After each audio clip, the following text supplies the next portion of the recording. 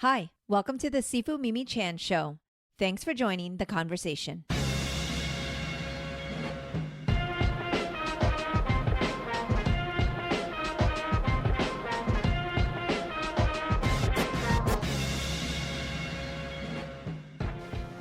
Hello, Oscar.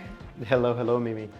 We are in a new setting. We are not in the Fit Studio.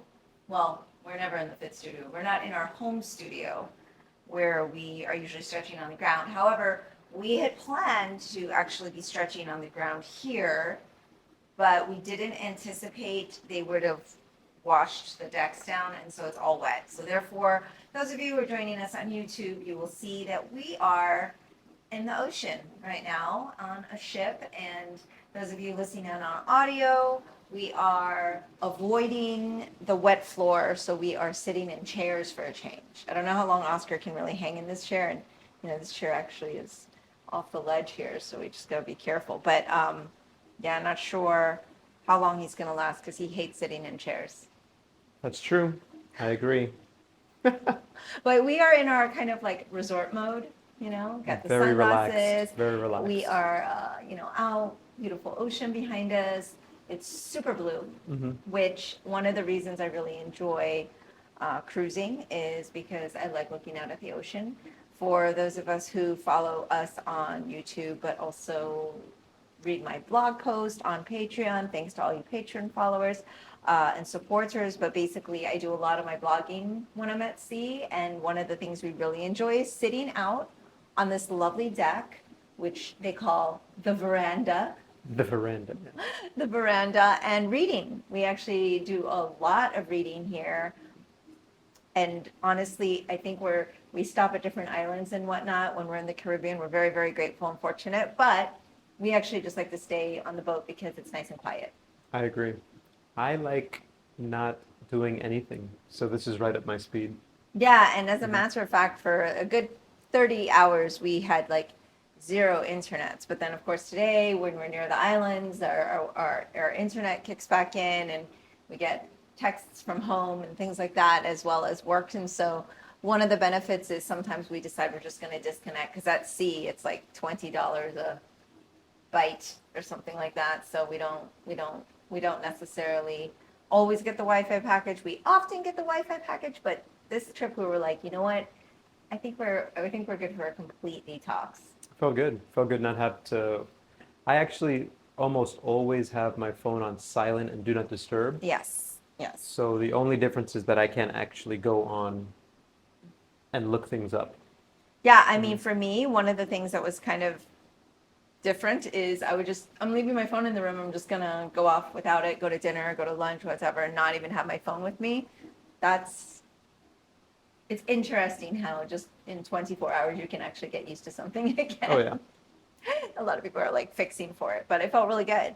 So we thought we would take advantage. I went ahead and brought my audio, and well, we do always have your phone, which is our awesome camera, but like we thought we would take advantage so that we could bring some of our listeners and viewers with us on vacation. Give you a taste of the Caribbean Ocean and just kind of feel what that's like. Actually, this is more like the Gulf. We're in the Caribbean Gulf. So, but speaking of reading, which is one of the things that we really get to catch up on here, we always seek out the library on board. And in particular, this ship, the library isn't very exciting, but sometimes it's really cool library. And I always have this thought of like, oh, I want to have a hardcover book or a paperback book, like an actual book, which is different because normally 99.5% of my intake now is audiobook. Right. If it's not comics, right? Because comics, of course, you're not doing audio. It's a different medium, but like we're basically like even that is on the iPad usually. So I am actually trying to read a book. A physical book. Physical book. This library actually is visually very nice. The way that it's laid out on the ship, but it just doesn't have a lot of selection. Yeah. But that's okay. So I grabbed one, and it's actually been cool. I've been reading. But you and I have been talking about literature and reading and how that kind of relates for us and what the meaning of that is for us, because one of the things that we've been doing a lot of is fiction reading, but you take in a lot of nonfiction. Right. Yeah, I think the majority of the books that I read, it might be 70-30. 70% nonfiction to 30% Yeah. fiction. Mine's the Sep- reverse.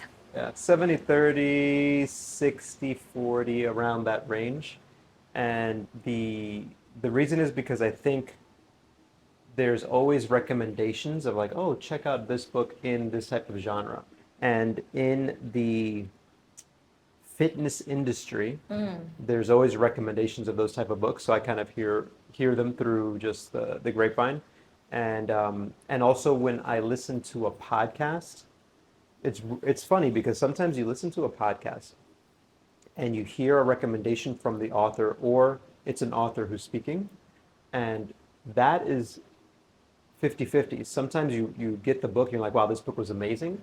And sometimes you get the book from the author and you think, wow, the 1 hour conversation was Yeah, better. that usually happens to me in a lot of the podcasts where I've listened to somebody and I'm like, all right, I'm going to read their nonfiction. And I would say 50-50 agree, but really I find that the 1 hour was good for me. Yeah, yeah. I like getting the Oscar notes. You know how back in school, I don't know, they still have Cliff Notes?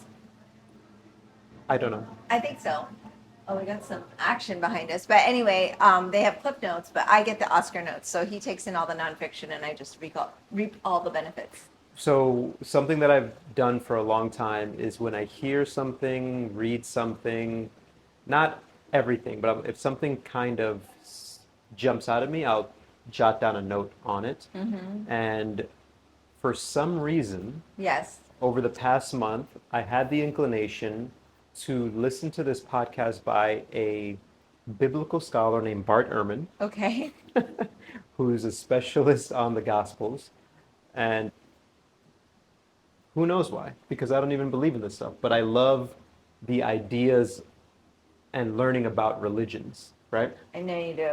And so Bart Ehrman, I was reading a book of his. It was called Heaven and Hell, Mm. and it's a book about how the idea of an afterlife wasn't always there.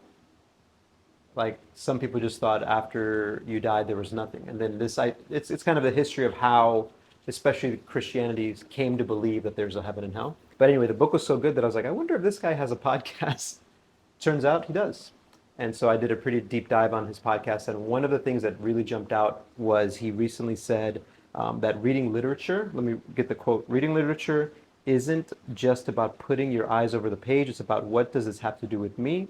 How is this applicable for something that's in my life, or how is it not applicable? So then reading just isn't about acquiring knowledge, but it's really about relevance and that's how you make things matter. So I feel like over the past few years I've been reading in that way, which is reading something and then thinking, oh, how does this apply to me? How does it apply towards Walam Kung Fu? How can I take this and maybe give something to Mimi that she might. So that's the way I've been reading over the past few years.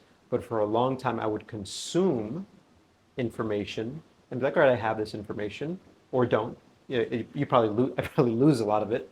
But by trying to find relevance in what you're reading, you're able to retain it better. And then there is a huge benefit to then seeing how you can implement that or not in your life, which I think is a really cool concept. I think it's interesting because we as martial artists, so for first time listeners, doubt I have any, but we of course study and teach Wallum Kung Fu and Tai Chi, and that's our kind of our specialty. But we always say, okay, what you're learning here, there's relevance outside of here. Like you're to apply your hard work and the principles and philosophy that you learn through your martial art training to your everyday life. So I think when people would it be fair to even say not just in reading but like in everything you do anytime you're learning, it's like how is that actually relevant for my life? So a lot of Right. people, for example, will come to Tai Chi and they're like, well, I'm doing this and obviously it's fun, there's a cool art form, there's really cool community and people there, but mostly they're trying to like get rid of stress, or maybe their doctor said, hey, you really need to do a form of exercise, or maybe they literally like realize they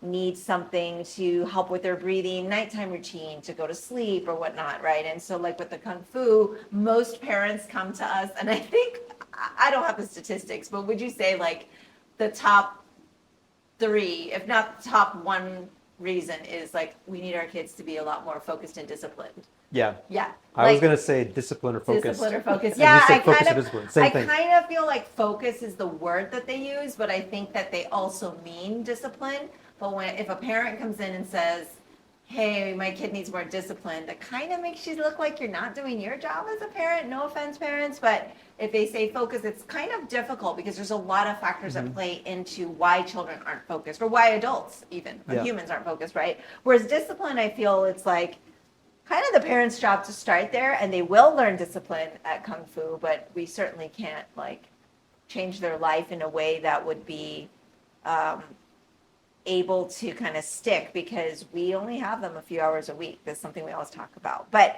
I know I'm tangenting a bit, but basically what I'm saying is, would that really just kind of apply to all learning? Like, how is this relevant for me? I think so.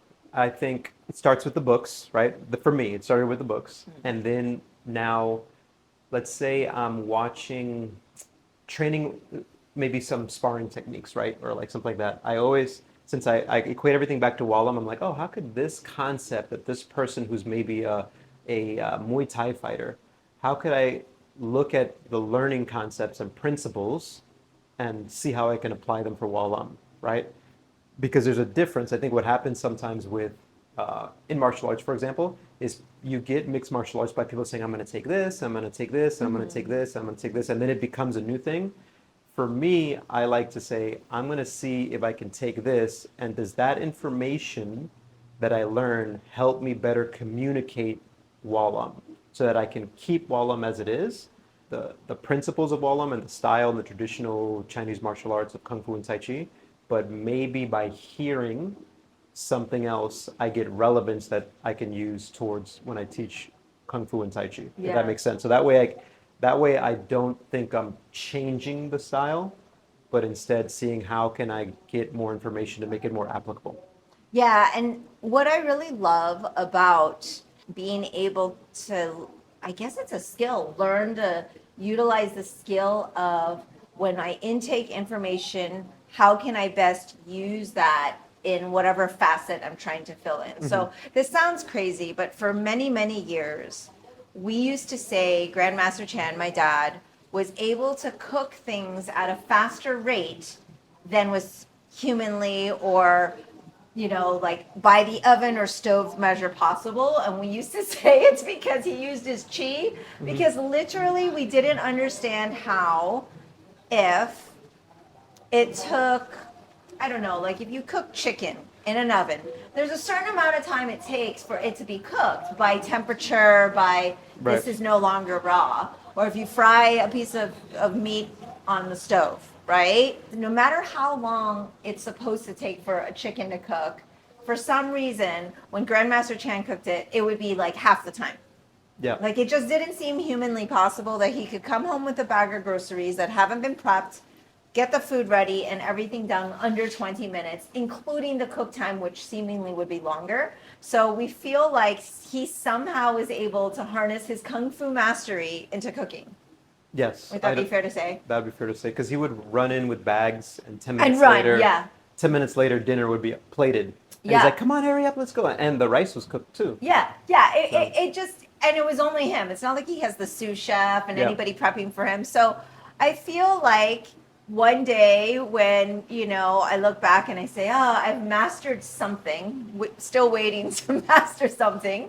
But then you can really, that is not just like, oh, I'm a master of this. It's how mastery can be how you're able to apply that high level of skill to every facet of your life as a benefit.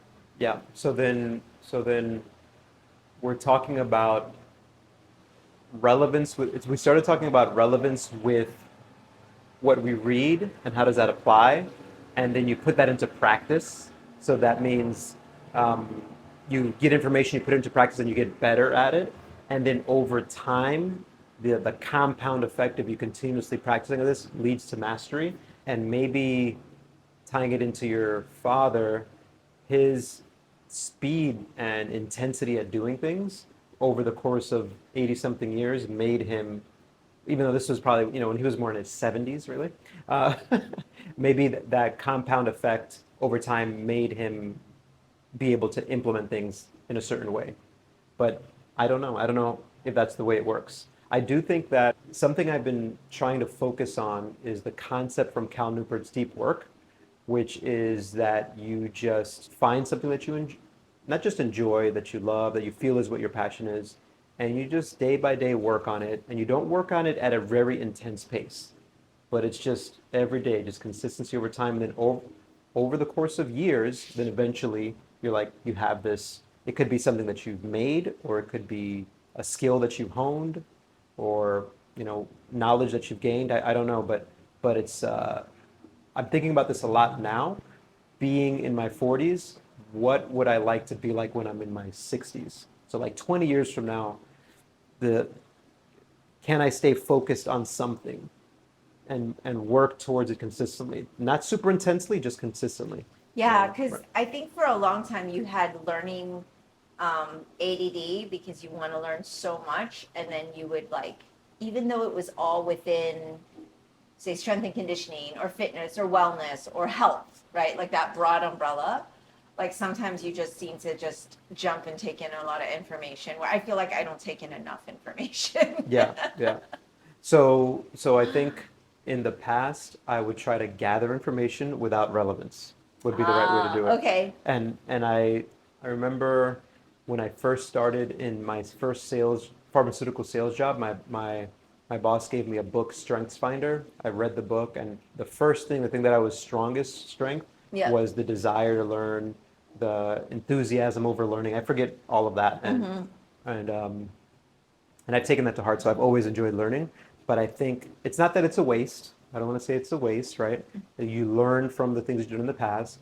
But if I was able to always be thinking of relevance as opposed to acquiring information, I think maybe I would be further along in my martial arts journey, right? Which I think is kind of what I've decided is really the path, right? That I'm following. So I don't know, but you you look back over the course of decades and you're like, did I do everything that I probably should have done? I don't know.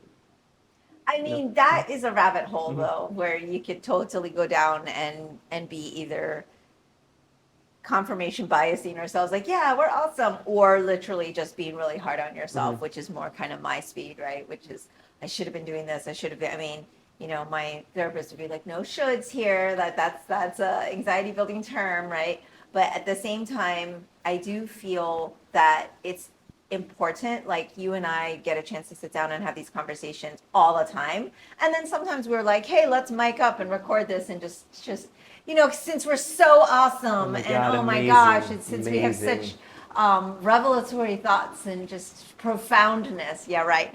We just thought, hey, we've gotten some really great feedback that people like the MiOsc episodes, and we are actually filming and recording this on our anniversary cruise, where a lot of people have sent us well wishes. So thank you so much for that. But I mean, if you think about our journey of what 20 plus 20 24 8. years, but 28 years of our journey as in a relationship of sorts, right? Whether we were friends or dating or engaged or married, like this is a 28-year journey.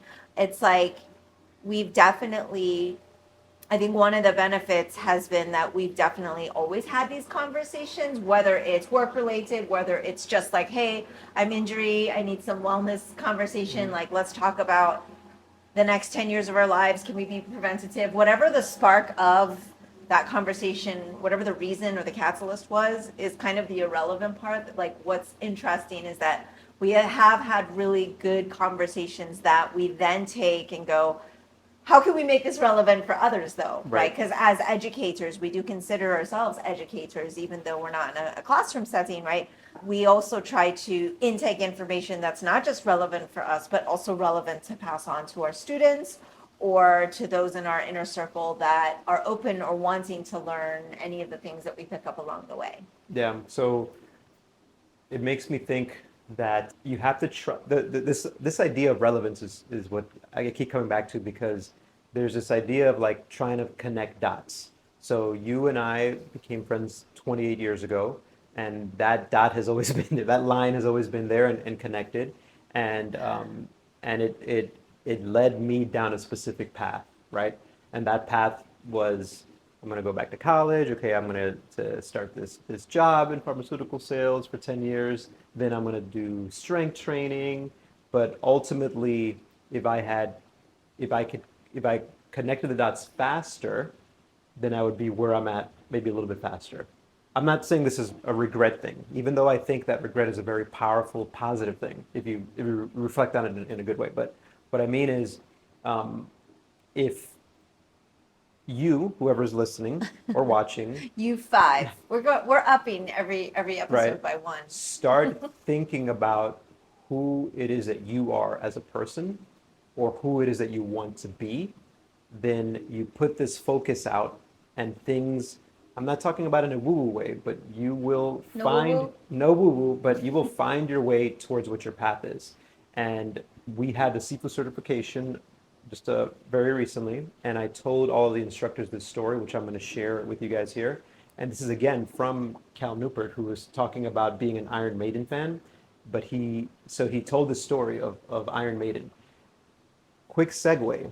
In 1992, when I was in eighth grade, there was the majority of my class in Brooklyn and East New York, hip hop people, Yes. and maybe 4 to 5 students who were into the heavy metal Okay. stuff. Okay. So you've And seen the shirts. so I would And, see so I yeah. remember like a Christmas party, Yeah. and we had 2 classrooms, and to be nice, the teacher's like, all right, we're gonna do rocket here, we're gonna do hip hop on here, and I would go back and forth between the 2 classrooms, and not that that type of music called to me, but anyway, that's how I know who Iron Maiden is, even though I couldn't name one Iron Maiden song. Yeah, I can't name a song, but I remember in school seeing the shirts, seeing the look, right, and of hearing of that band. So anyway, this is what was said.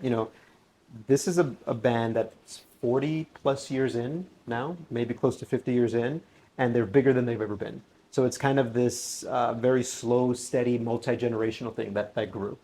And Iron Maiden makes Iron Maiden music. So the story is that he heard that a manager said that a fan went up to them. Someone said, "You're one of my heroes in the music business." And the manager said, "What are you talking about? I'm not in the music business. I am in the Iron fucking Maiden music business." Right? And when I heard that, I was like, "Oh, that's what I'm in the Wallum business." Yeah. Like because I have over the past few years been putting my thoughts into how can this help Wallum, what I'm reading, what I'm learning. So when I heard this, that was like another lever that was like clink, Yeah. that sunk in for me. And it's just basically this idea that by, think of Iron Maiden, they make music for Iron Maiden fans. Yeah. And it made me think for Wallum, Kung Fu and Tai Chi, we used to say, or maybe I used to think, Wallum is for everybody. This can help every single person. But I really think it will help Wallum people. And maybe, or maybe you're not one of those people. And that's Right, totally right. okay. But we're going to continue to put out Wallum for people who want Wallum. Right? And it's a different mindset because there's a mindset of what we have, it's for everybody. Inclusive, great, that's true. What I'm saying is what we have is for the people who agree with the story we're trying to tell, with the traditions we're trying to keep, with this, the style we're trying to promote in the Yeah. way that we do it. Right. And that could be a really broad thing, but if you're not down with that, then it's not for you. And that's Right, totally right, right, okay. right. Yeah, I feel like I feel like the sentence of Wallum can benefit everyone is still true, but at the same time, I do agree with that it is only for those that wish to actually take that path. So while yes, it can be beneficial possibly for everyone, there is some aspect of it. If they're not open to wanting to learn all aspects of the Wallum system, because this is the key point here, like there is an aspect of Wallum that can benefit everyone, but you have to also be willing to learn all aspects of Wallum to find that benefit, because you can't just come in and go, I only want to learn how to stretch. Like, I don't want to learn anything else but that, or I only want to learn how to do the sword, or I only want to learn, So the thing about Wallum that people don't understand, I think that it is a very it's a full curriculum and encompassing system that is not just martial arts in Right. terms of the physicality portion of it, that there's a lot of other attributes that contribute to making it what it is. And until you really understand what that is, then you can find the benefit. Then you can find if it's for you. Then you can kind of do the match, right? Right, Like you right. can see if it's for you. It's like a relationship, right? Like you got to make sure that even the things that you don't maybe love, you're still willing to accept openly and humbly because you believe in the whole. Like you Right. believe as a whole, this relationship is worth entering and being a part of, Yeah, so or family, as we put it, right? right, right. So it's not just accepting, okay, you got to accept everything, everything, yes, but you have to accept the way it's being presented, Yes, yes. which is ultimately being presented by you through what your parents' wishes have been, right? So your parents started this here in the Right. USA, you're carrying it forward, you have this vision for how to carry that forward, and so if you want to be part of it, then you have to be accepting of how you do it. Now, that doesn't mean that communication can always be better. Like, Right. hey, let me explain this or that. But I think also you can't just ultimately change the direction you want to go just because it's not for everyone. Right, Right? Like, so well, I you'll mean, get, this is yeah, if you want to please everyone, you'll end up pleasing no one. yeah, you end up pleasing no one, especially yourself, right? Like you just, like, I think this is to the point of like, in terms of a system, in terms of a martial arts world, right? In terms of what we're doing here, we are trying to uphold those traditions to the best of our capability. You know, I'm trying to do so according to the vision of what I believe my father's wishes were, in which he was given that responsibility, and now I am given that responsibility, which is so, so much. But at the same time, I'm fortunate because I have a community of peers as well as Wallem family members that are practitioners on several different levels that are able to give me insight into how do these students learn? How do they learn in this country or this Right. environment or through what language? And so I'm able to kind of take all of that information and make the best decision I can with the information I have at that time, which is all I usually tell anybody you can do about anything is you make the best decisions you can with the information you have at that time. Right. And so the other thing with that was something we had seen Dan John post about the importance of simply just being good at everything so that you can then be really great at one thing. So I believe the way he was thinking about this was like, for example, you should be reading all of the classics, whether you like to or not. My dear friend, Coach Dan John, is a big, big believer in the classics and the greats, the great Right. books. So, he was talking about, well, listen, I have on my bookshelf Homer's epic tales, and I The have, Odyssey right, and- right. And he goes, and I have Harry Potter. And I'll have a modern book like The Girl with the Dragon Tattoo, We all know he has the sword and the stone, and obviously. right, and I'll have The Sword and the Stone, or I'll have, and he's studied the Bible, and he's studied, the epic stories of like Gilgamesh, and he has this wide variety of knowledge, so that when he reads something or watches something that's like, let's say, more into the popular culture, he can correlate, from all of these things, why certain things mean the way things that they do. Like he can get from a silly story, wow, this story talked about love and death and friendship and just life in general. And someone who doesn't have that history will just be like, oh, that was a fun book. Right. And so this, So the depth of it is greater. Like, so your enjoyment, but also understanding are intertwined there, Yeah. right? Because you understand something more, you enjoy it more. Right. And the more basis of knowledge you have, the more open you are to being able to absorb new ideas and things in a way that has deeper meaning. yeah, that makes sense. That's great. I mean, I look at it as if I feel now in my 40s, okay, my path is Wallem Kung Fu Tai Chi. How can I best help push that forward? Then everything that I'm consuming, I'm trying to correlate back to that. but at the same time, everything from the past that I've consumed, where I wasn't thinking about that, also helps give me a little bit of a solid foundation to then bounce off of, right? So maybe the uh, the all of the science things that I had to read as a pharmaceutical rep can help me understand new things that are coming out to say, okay, now I can take this information and maybe explain something to a student better that'll make it click for them. And then the other part is if I am not in the martial arts business, but I'm in the Wallem business, then the other part of it is what can I be doing so that 20 years from now I've become very proficient in that. And I don't know if I'll succeed, but that's kind of the goal. Yeah. Mm-hmm.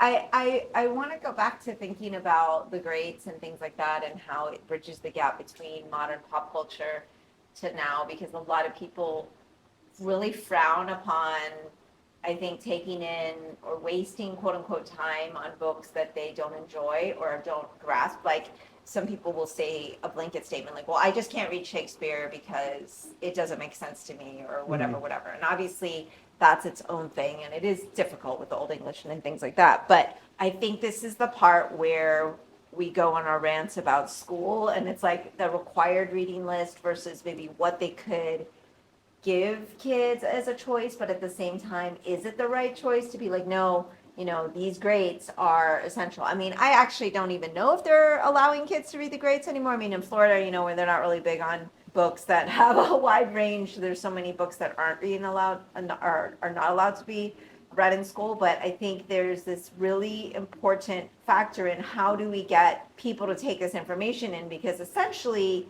you're really introduced to the grades and the classics in your elementary to, maybe high school years, right? You know what? I can't remember, but I know that I never understood Shakespeare. And I have to give props to Jocko Willink.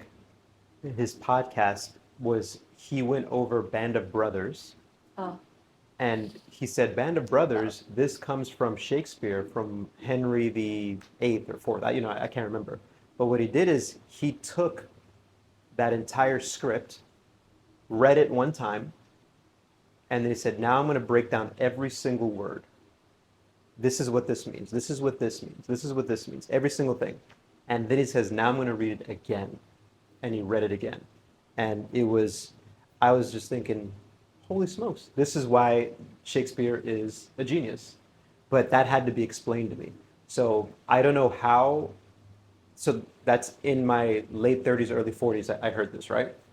I don't know how we would expose younger people to that. It has to be in baby steps, right? You can't just throw out straight up Shakespeare to a young child and expect them to get it and understand it. But this is the challenge that teachers have: is how do they bridge that gap where they teach students to have this appreciation of something, to make connections, and it's almost it's a Herculean task, you yeah, I know? mean, and then, okay, we don't really have control over that, right? But as adults, so most of our listeners here are adults, right?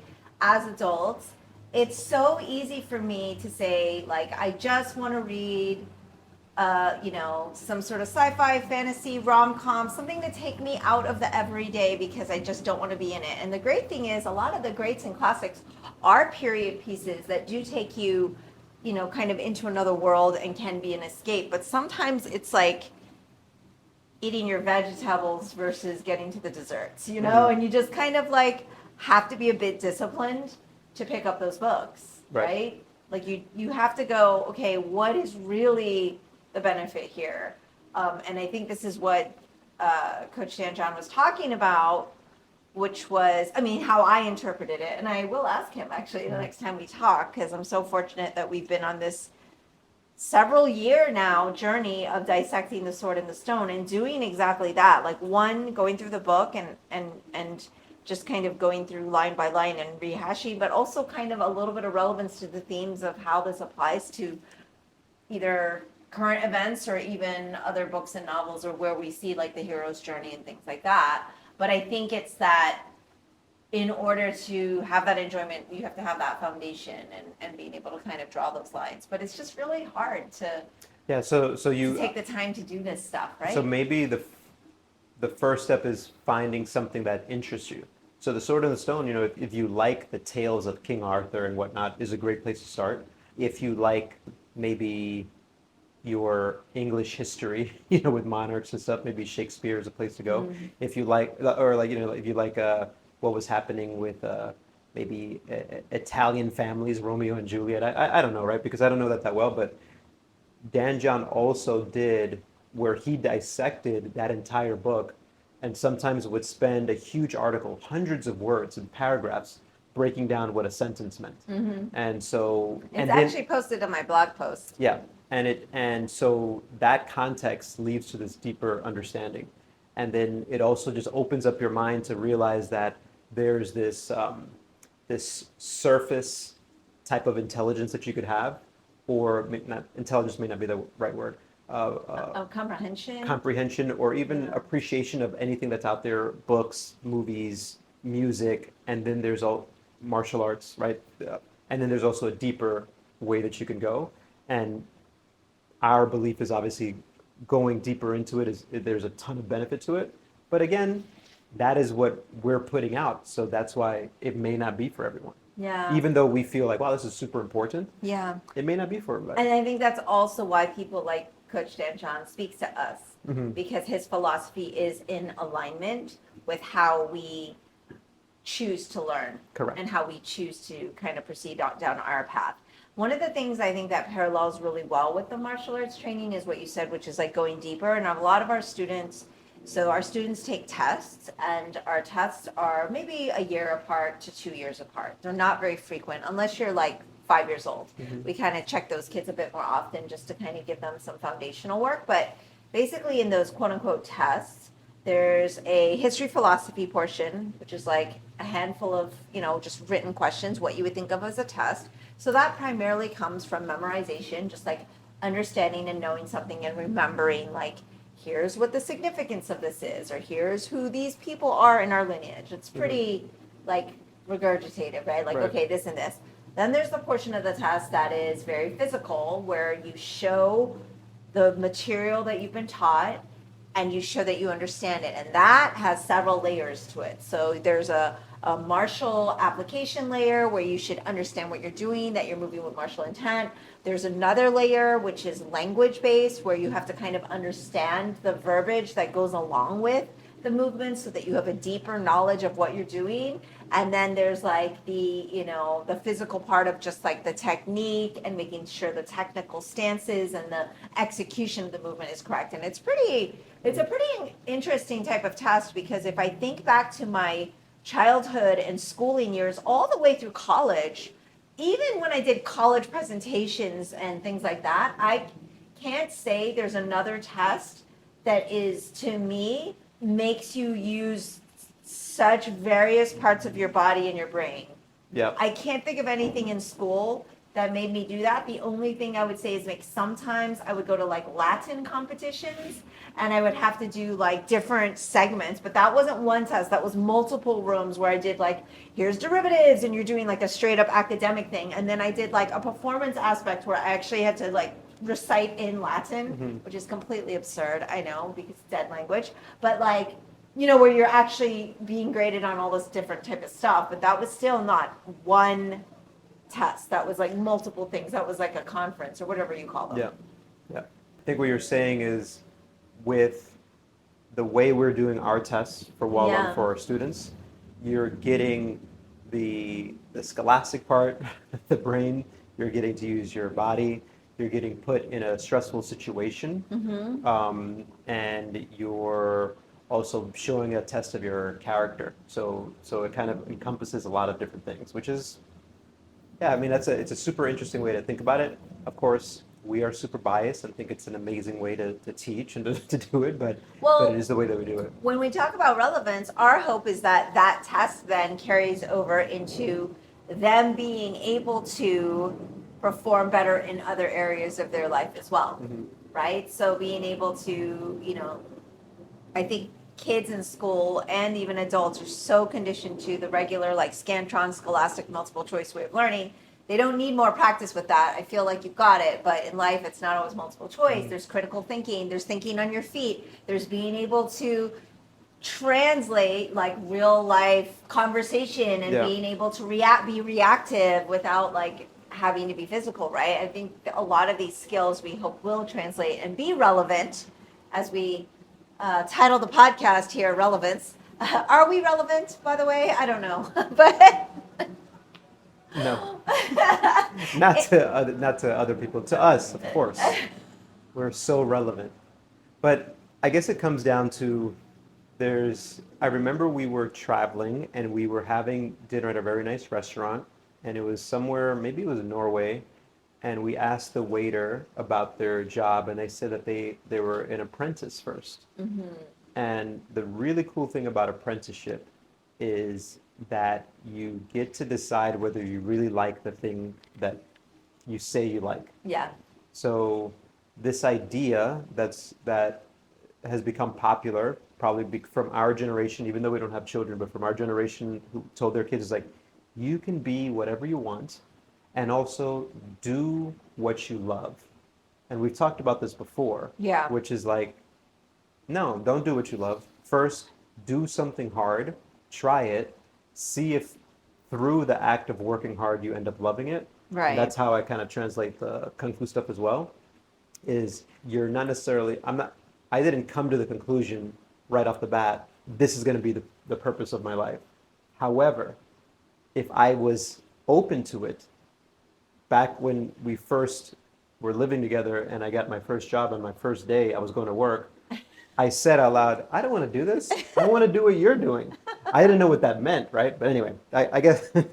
Basically, Oscar went back to school, like hardcore, took 1 million classes a semester, was working 3 jobs, did all this stuff in order to get this stupid piece of paper, and so he could be a pharmaceutical rep. Which Then we ended went up- through this process of interviews and getting the job offers and all of that, and it was like at the time it was a pretty competitive environment. I think it still It's is probably pretty still really competitive, and he finally gets this job. You got your car, insurance. We're I'm like, wearing oh my my gosh, suit. you've got your suit on and everything. And literally the first day, I got my kung fu clothes on, and I'm getting ready to go to my work, which is the temple. And yeah, Oscar turns to me and he's like, I don't really want to do this. I want to go to the temple.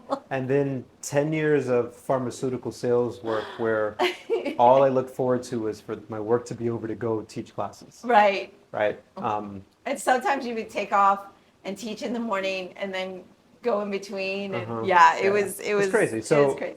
but maybe that appreciation wouldn't be there without the other stuff. True. So there's another thing that I heard from, there's certain authors that if once you put your mindset of like, here's what I want, whatever that is, then you start listening to people, and sometimes you'll immediately listen to something and go, nope, this is not for me. But that's okay if you know what you want, right? If you don't just brush it aside. But if you know what you want, then certain authors speak to me. So Adam Grant is one of those authors, right? Cal Newport is one of those authors. Seth Godin is one of those authors. And so Seth Godin just wrote something about, of course, I heard this and I didn't write it down, but it was something to the effect of, you shouldn't tell people to always do what their heart is telling them. Like, follow your heart every day and you'll never go wrong. And his idea was like, that's bullshit, because there's a ton of successful people who don't follow their heart every day, but they show up and do the work anyway. And I would say we are part of that, because even though, yes, we love teaching as a whole, when you look at the big picture, some days I go to train a client or I go to teach a class, and on my way there, I'm just like, oh my God, I would much rather right now, how I'm feeling, not do this and just stay home and just watch TV. But you still show up and do it.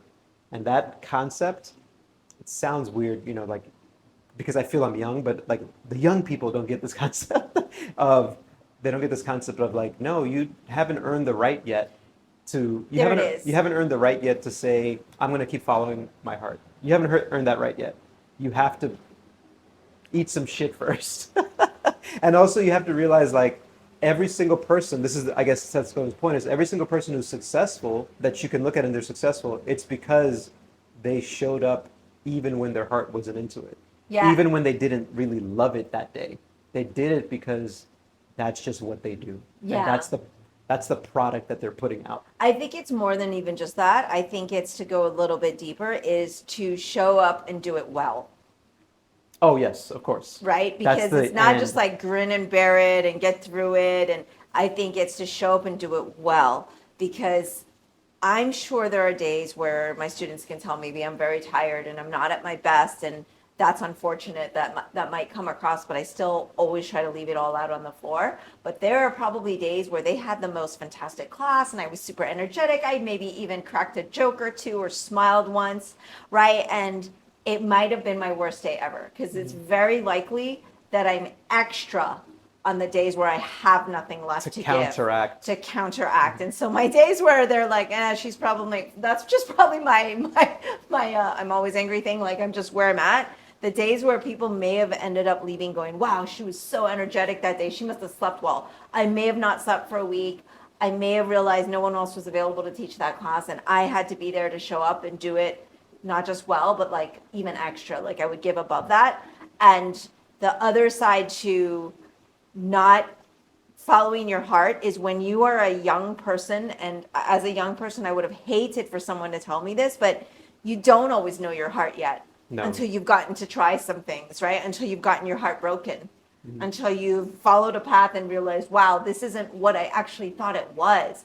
So you can't follow your heart unless you've actually tried things to know what it really means to be an XYZ, right? Like, even if someone loves singing, they don't necessarily know what it means to be a hired performer and singer Who's got to or a show up. recording artist or a live performer. Those are all different facets. Like, it's such a broad thing. Or, so it's like you can say you have a passion or love for something and it still doesn't mean you know what your heart is yet. And that truly only comes with time. So to jump on this bandwagon of like, oh, these kids, I Like think, Greg always says, old man pointing at cloud. yeah, yeah, I think of this actually for myself but hopefully other people can take something from it, which is those days are what will make the things that you truly love better. Because let's say, for example, all of that time that I spent doing like 3 jobs and going to classes full time, which I didn't enjoy, it made when I was in pharmaceutical sales easy, super easy. But then it also made when I quit that and started doing my own business, I was able to do that as well. Because even though I went to then working harder than I've ever worked before, I was like, well, I've been through something like this before. So if you are a young person, or maybe someone who's like switching jobs, is doing a job they don't like, that doesn't mean you don't show up. You still show up, you still do it the best you can, because that's building a skill that when you are doing this thing that you quote unquote love, or that you think you love, you're going to realize that there are days that that job sucks. And you're going to need the skill. And you're going to need the skill of Yeah, being like, you're well, I've done stuff while having a real shitty day, feeling that this stinks, but I still was able to produce at my best level, or at a high level, or with the best intent, like how you said, putting it all, leaving it all out there. And that's a skill that I think can help with everything else. So just like we've said probably a million times, all that I'm saying is for myself as well, but I say it to hold myself accountable, mainly so then I can pick on someone else, right? If I hold myself accountable, then then I can say, hey man, just suck it up, right? Well, wouldn't you say it's also true? And this is why we can't be on vacation all the time, because having the grit, having the hard times, having the parts where we get to learn about ourselves and how are we on our worst days through something we don't enjoy, that makes everything all the more enjoyable, right? Like vacation wouldn't be vacation if we didn't have hard days at work. Yeah, I think that all the time. I mean, we got on this boat and immediately disconnected. But as soon as we got back, we're like, well, let's just check email. And there was a communication that we had from a student, which we talked about. It was like, well, I'm the only one who can really deal with this. I can't. I started off by saying to someone who's taking care of stuff at the temple, hey, take care of this. And then I realized, you know what? That's not their skill set. That's what we do. So let me just take care of this now. So, and it's no problem. There's not like, oh, I've got to do this at work while I'm on vacation, because And if we hadn't turned our phone on, to be fair, It would have it been could have fine. waited. Totally could have waited. Yeah, yeah. But this is So just maybe like tomorrow we don't yeah, turn our we phones don't turn it on. on. But I guess I just like to check in with my family. yeah, so. yeah. But I guess the other part of it is even saying like some days you don't work. Most of the time, because we're doing what we love, to me, it's like my whole life is sort of a vacation. You know what I mean? Like even the days that are really hard, when I look at in aggregate over the course of the day, I was like, it's still a pretty awesome day. And so that's why a vacation is never truly a vacation and work is never truly work. I just try to balance it out so that I'm always at the happiest that I can be. That's just for me. I don't think that we are the same. I mean, I want everyone to know, of course, I am doing what I love, obviously. This is my chosen path, my chosen, I won't even call it a career, my lifestyle. This is my chosen life. It was definitely a conscious decision, and I've talked about this before, but I will not in any way paint a picture that makes people think it's super easy Oh, no. and that I'm able to just be fine all the time. Like there's definitively reasons why we step away and why we need to be gone or why we need to unplug our phones and things like that. Like it is definitely difficult, right? So, but it is still my chosen way. And But to your point, like what you said earlier, it's like hard stuff makes the easier stuff even sweeter. Like the hard days make the vacations even better. that's right. You know, like So- we're out on a trip now. We'll get back and then we'll work hard and then do it again. And that's just the way it goes. It is the way it goes. So speaking of which, we're going to get back to our vacation now. So thanks for tuning in if you did, and hope you enjoyed a different background. For my patrons that remembered, I shared that pirate story. This was the background I intended to kind of give you that atmosphere, but I did record it, and I know a few of you got a good laugh about it. And for those of you who are not patrons, I'm going to use this opportunity to just say that it does make a really big difference for us to be able to have resources to keep the podcast going. And so I'm not trying to be secretive by making all of my blog posts private and only for my patrons. It's just my patrons really keep this going. And I want to give them the benefit of being able to give a little bit of extra. So it's You my want to give them gratitude. some exclusivity. Some exclusivity. So if you do want to be a part of that, you don't even have to be a monthly member. You can actually pick and choose certain things that you want to see. For example, some people may want to see Oscar and I's anniversary post video of the step off of that cliff together where, I basically told Oscar, yep, see, you are not just my chosen then, but my chosen now. I was willing to die with him. So off to vacation we go. Thanks so much. And until next time, everybody, peace out. That's all for today's episode. Thanks for listening to The Sifu Mimi Chan Show. Please subscribe and rate my podcast on your platform of choice and leave a review. You can become a patron of the show at patreon.com/SifuMimiChan to help keep this podcast going. Follow me and interact on social media at Sifu Mimi Chan on Instagram or Facebook.